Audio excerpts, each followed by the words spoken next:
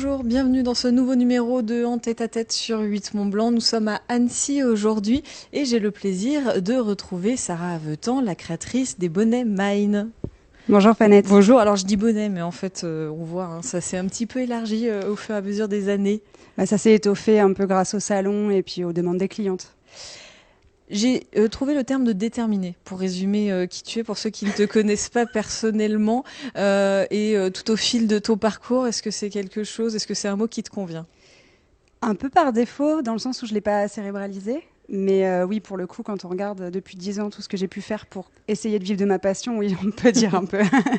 Et des passions, tu en as eu plusieurs, puisque petit résumé de ta vie, au début, tu as commencé par le ski à haut niveau en compétition.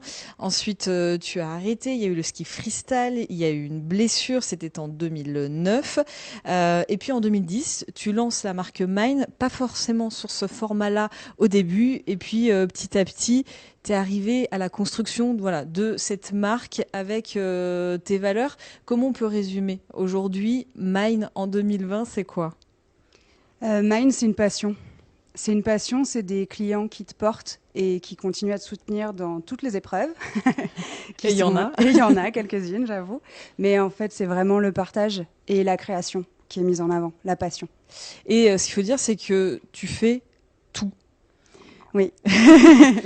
Oui, je fais tout et même un peu plus parce que du coup, avec les créations que je fais également quand je suis en Guadeloupe, je mets la création en avant. C'est-à-dire que peu importe où je me trouve, c'est la création qui prévaut. Je suis à la montagne, je fais les bonnets, je suis à la mer, et ben je vais faire d'autres choses. Puisque tu es à Manigo, pour ceux qui l'ignorent. Alors, comment ça s'est passé cette année 2020, quand on est artisan d'art, on en reparlera, créatrice, une année forcément particulière. Est-ce que tu as pu continuer à travailler, tout simplement? Alors, moi, j'ai pris de la distance, on va dire. Pour le coup, on a réussi à aller passer le confinement aux Antilles. Donc, j'ai continué à créer en essayant de se préserver au maximum de toutes les angoisses qui pouvaient être liées à cette situation.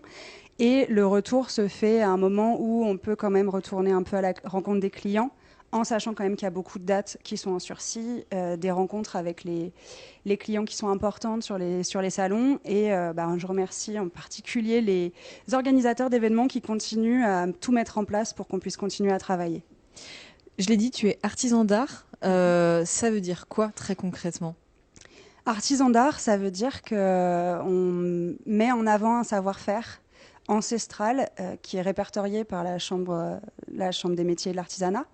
Et là, en l'occurrence, moi, ce sera tout ce qui est crochet, tricot, etc. Et donc créatrice, tu es à l'origine de tout ce qu'on peut voir là ici.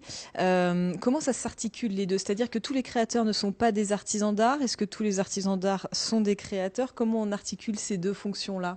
C'est ce qui est un peu compliqué, en vrai, à mettre en place. C'est-à-dire qu'on peut être artisan sans être forcément créateur. Un artisan, moi, mon papa est artisan et il n'est pas purement dans la création comme on l'entend, dans le sens où il va être dans le concret. C'est-à-dire que pour monter une fenêtre, alors il y a une part de création, mais elle est plus terre à terre, mais un peu moins originale, on va dire, que les créateurs qui sont fabricants d'accessoires ou de déco.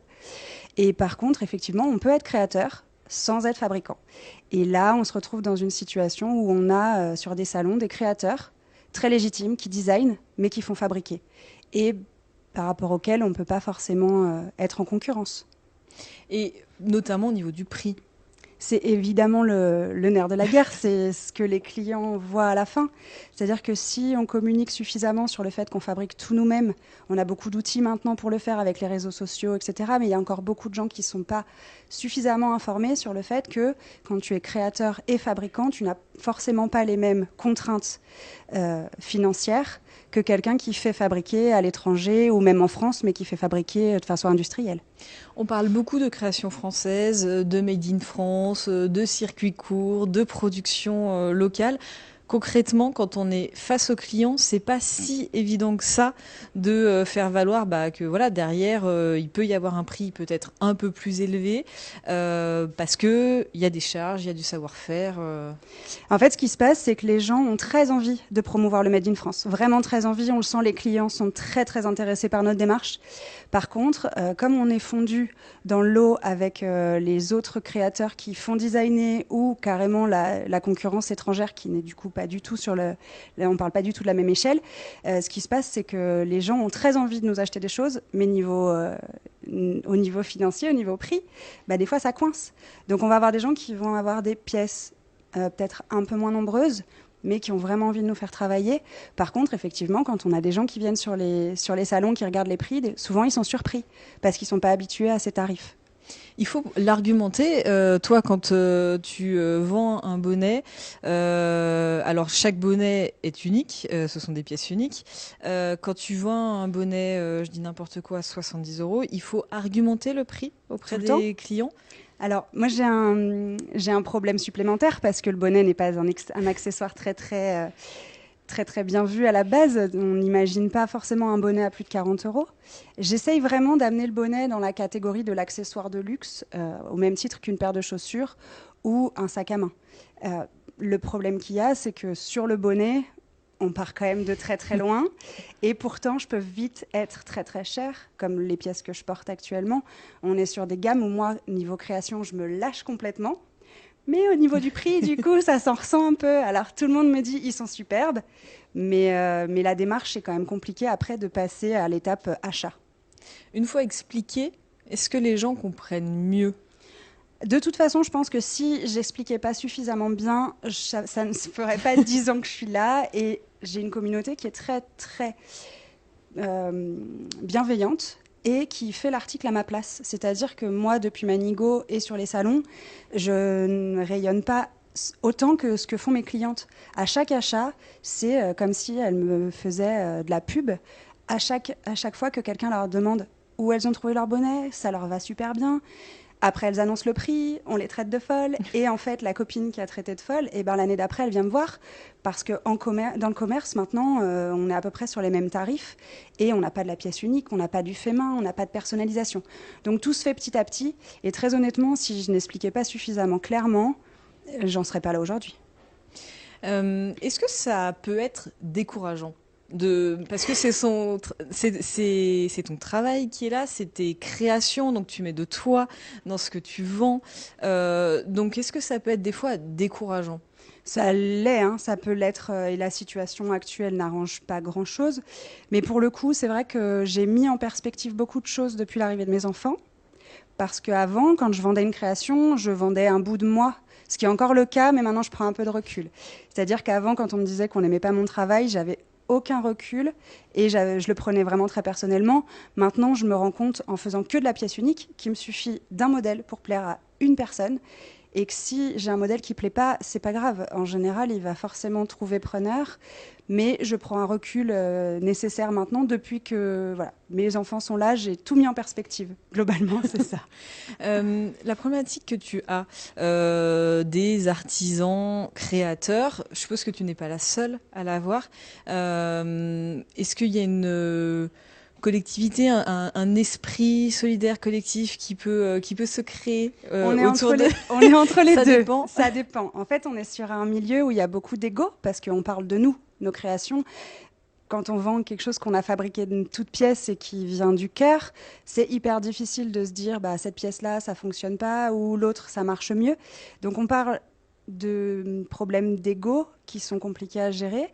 Et en même temps, on a tous les mêmes problématiques parce qu'on se retrouve à proposer aux clients des tarifs et non plus des produits. Donc tout le monde a cette problématique-là de C'est-à-dire dire que certains vont partir du prix qu'ils imaginent que les gens peuvent acheter. Peu importe le produit. Peu importe le produit. Le nombre de fois sur les salons où les organisatrices m'ont demandé d'aller discuter avec des créateurs qui pouvaient passer, je sais pas, 10 heures sur une pièce, puis qu'ils le vendent 15 euros. Pourquoi ? Parce qu'en général, ils ont un salaire à côté, ceux qui sont salariés, qui font ça en auto-entrepreneuriat à côté, qui ne se rendent pas forcément compte des problématiques qu'ils pourraient avoir s'ils étaient à leur compte uniquement dans cette activité. Mais pour le coup, je sais que le problème, il y a une espèce de vortex qui attire tout vers le bas. On imagine que les gens vont pas mettre plus de ce prix, donc on met ce prix-là. Et au final, les gens s'habituent à avoir des tarifs qui sont assez bas. Et quand on essaye vraiment d'en vivre, on se rend compte que le calcul n'est pas bon, quoi. Du coup, la solution, elle serait où, selon toi? Ou l'une des solutions? Alors déjà, la solidarité entre créateurs, je pense qu'il faut la mettre en avant au maximum. Là, on a la chance d'être accueillis ici par un maître On artisan. n'a pas dit où on était. Nous Oui. sommes à la poterie du Vieil Annecy. À la poterie du Vieil Annecy, chez monsieur et madame Oraison. Monsieur Oraison est maître artisan, potier. Et donc rien à voir avec ce que je peux faire sur le papier, mais en fait, il est dans la passation de passion plus que la passation de son savoir-faire.